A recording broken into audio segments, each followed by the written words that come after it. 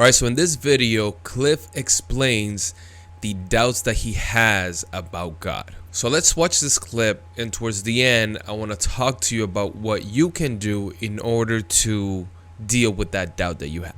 I was wondering what kind of struggles and doubts you have with your family. I doubt at times that God exists because I can't see God, and I'm a very physical guy. I like the idea that I can see her and I can touch her. All right? That gives me a degree of certainty that she's really here. She's real. I can see her and I can touch her. But who is she? She has a body. But when I talk with her, what am I talking with? I'm talking with a person inside this beautiful body. Her mind, her thoughts, her emotions, her conscience, her rational thinking, none of which I can see. So this whole idea that unless I can see it, I can't believe it is rubbish. All of us believe in things we can't see. All of us think rational thoughts. Can you just take a rational thought and stuff it into a test tube? I doubt it. Are you going to tell me that because you can't see a rational thought, it's not real? I doubt it. So what I want to do now is go over a few things that I think are going to be helpful in any of you that are struggling with doubts and that have been helpful for me in my life as well.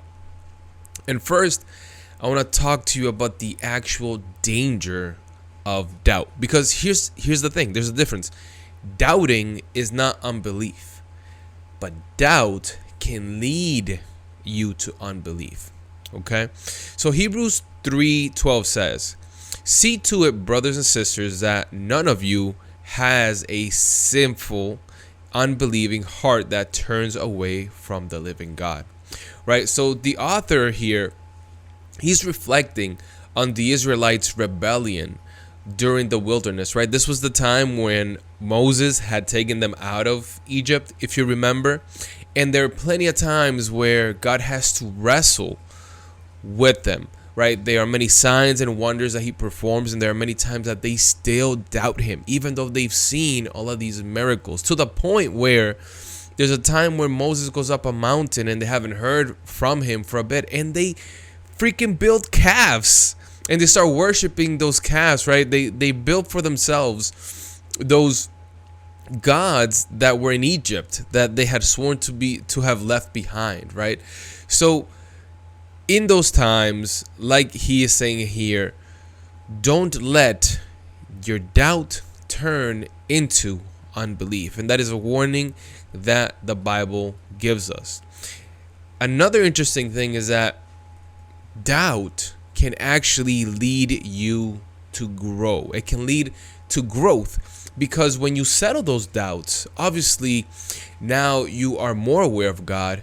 You have more tools that you are now equipped with, and you're also able to answer some of those doubts that you had for other people. So Mark 9:24 says, "Immediately the boy's father exclaimed, 'I do believe, help me overcome my unbelief.'"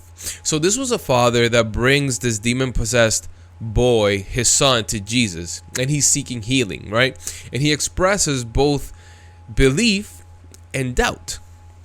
He believes that Jesus can do it, but at the same time, his heart is doubting, which is to say, and it's kind of comforting to understand that even though I am doubting, I can also believe in the God that I serve, right?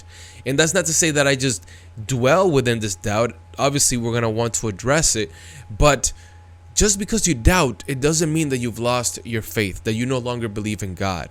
So that is comforting, and also this doubt can lead to better growth, for you to grow as a Christian, which is what we also see with this man, where he claims and he's asking Jesus to help his unbelief.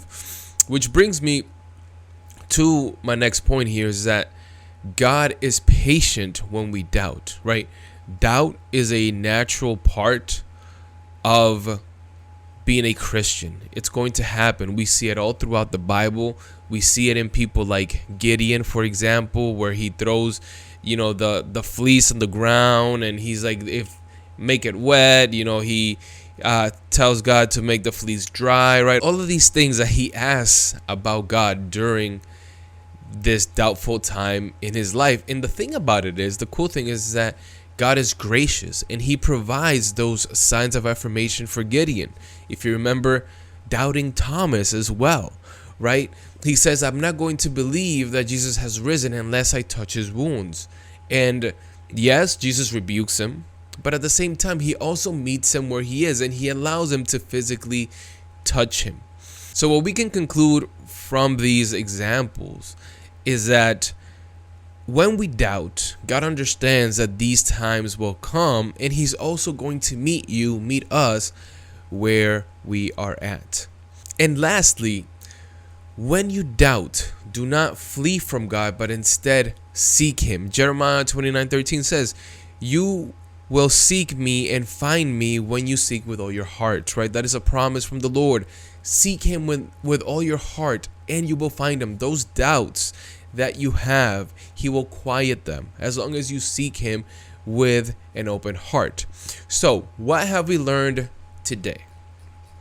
First, there is an actual danger to doubt. Do not dwell in that doubt. 2, you can doubt and believe in God at the same time. Doubt is not always a bad thing, because doubt can lead you to grow your faith, to grow in your understanding of who God is. And ultimately, remember that God knows we're going to be going through struggles, and he is going to meet us where we are at. I hope that this was helpful, and as always, I just want to remind you that we must persevere. Also, let me know in the comments, have you struggled with doubts? What type of doubts have you struggled with, and what have you done to overcome those doubts? Thank you.